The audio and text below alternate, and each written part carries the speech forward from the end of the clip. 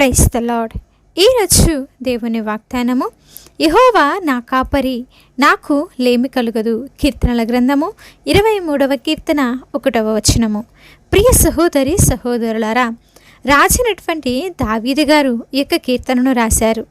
దావీదు స్వయముగా గొర్రెల కాపరి కాబట్టే ఒక కాపరికి గొర్రెలపై ఉండే ప్రేమ, బాధ్యత ఏమిటో అతనికి బాగా తెలుసు.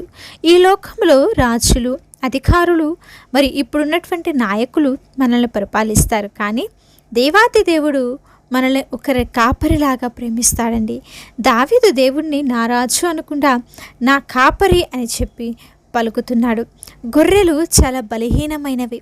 వాటికి సొంతంగా దారి వెతుక్కునే శక్తి లేదు. శత్రువుల నుండి అలాగే తమను తాము రక్షించుకోలేవు. మన పరిస్థితి కూడా అంతే. దేవుడు లేకపోతే మనము దారి తప్పిపోతాము. ఇశ్రాయేలు కాపరి అని చెప్పలేదండి, నా కాపరి అంటున్నాడు. ఆయన కోట్లాది మందిని చూసే దేవుడే కాదు, మనల్ని వ్యక్తిగతంగా పేరు పెట్టి పిలిచే దేవుడు. నీ కన్నీరు, నీ కష్టంలో నువ్వు పడుతున్న వేదన అన్నీ కూడా ఆయనకు తెలుసు. కాపరి గొర్రెల కంటే ముందు నడుస్తాడు. మన భవిష్యత్తులోకి మనకంటే ముందు ఆయన మన ముందు నడుస్తూ ఉంటాడు, మనల్ని నడిపిస్తూ ఉంటాడు. కాపరి ఉన్న చోట గొర్రెలకు ఆహారము, నీరు, రక్షణ, కొరత ఉండదు, సమృద్ధిగా ఉంటుంది. అలాగే మన ఆత్మకు కావలసినటువంటి శాంతిని, సమాధానం కూడా ఆయన మనకు అనుగ్రహిస్తాడు. మన అనుదిన అవసరాలన్నీ కూడా ఆర్థికమైన పరిస్థితుల్లో నుంచి, శారీరక ఇబ్బందుల్లో నుండి, ఎదురైన ప్రతి పరిస్థితుల్లో నుండి తప్పించి, ధైర్యమును అనుగ్రహించి, మరణ ఛాయల్లో నుండి విడిపించి మనకి తోడుగా నడిపించే దేవుడు. ఇశ్రాయేలీలకు 40 సంవత్సరములు అరణ్యంలో ఏ కొరత కూడా లేకుండా మన్నాను, బండ నుండి నీటిని ఇచ్చి వారిని సమృద్ధిగా పోషించిన దేవుడు. ఆయన మనకు కాపరిగా ఉంటే మన జీవితాల్లో ఏది కూడా కొదువుండదు.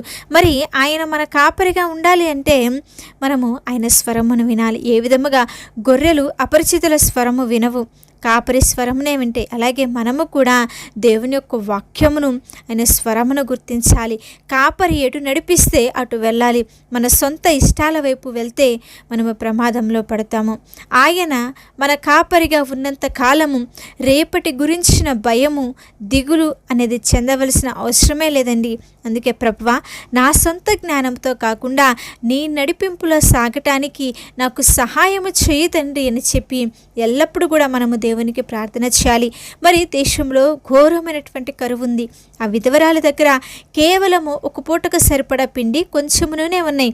ఆమె ఇక చనిపోదాం అనుకుంది. కానీ దైవజనుడైనటువంటి ఏలియా మాటను నమ్మి, దేవుని యొక్క మాటను నమ్మి దేవునికి మొదటి స్థానం ఇచ్చినప్పుడు ఆ కరువు కాలం అంతా కూడా ఆమె తొట్టులో పిండి అయిపోలేదు, బుడ్డెలో నూనె తరిగిపోలేదు. దేవుడు కాపరిగా ఉంటే కరువులో కూడా సమృద్ధినిచ్చి నడిపించే దేవుడు. అరణ్యంలో 5,000 మందికి పైగా జనం ఉన్నారు. అక్కడ ఎలాంటి హోటళ్ళు కానీ లేదా ఎలాంటి ఆహారము లేదు. శిష్యులు అన్నారు కదా, వీరిని పంపించేద్దామన్నారు. కానీ ఆయన ఆ అరణ్యంలో కూడా సమృద్ధిని కలుగచేశాడు. ఒక చిన్న బాలుడు ఇచ్చినటువంటి 5 రొట్టెలు 2 చేపలను ఆయన ఆశీర్వదించి అందరికీ తృప్తిగా సమృద్ధిగా పెట్టడమే కాదండి, ఇంకా 12 గంపలు మిగిలాయంట. కాపరి గనక ఆయన మనకి తోడుగా ఉంటే అరణ్యమైన ఐశ్వర్యవంతంగా మారుతుంది. కాపరి నిరంతరము గొర్రెలను గమనిస్తూ ఉంటాడు. ఏదైనా గొర్రె పడిపోతే వెంటనే పరిగెత్తుకుంటూ వెళ్ళి దానిని నిలబెట్టి నిమిరి మళ్ళీ మందలో కలుపుతాడు. మన జీవితంలో కూడా మనము పాపములోను, నిరాశలోను వెళ్ళకిల్లా పడిపోయినప్పుడు ఆయన మనలను మళ్ళీ లేవనెత్తే కాపరి ఉన్న దేవుడు, మరలా తిరిగి తన సంఘంలో చేర్చే దేవుడు.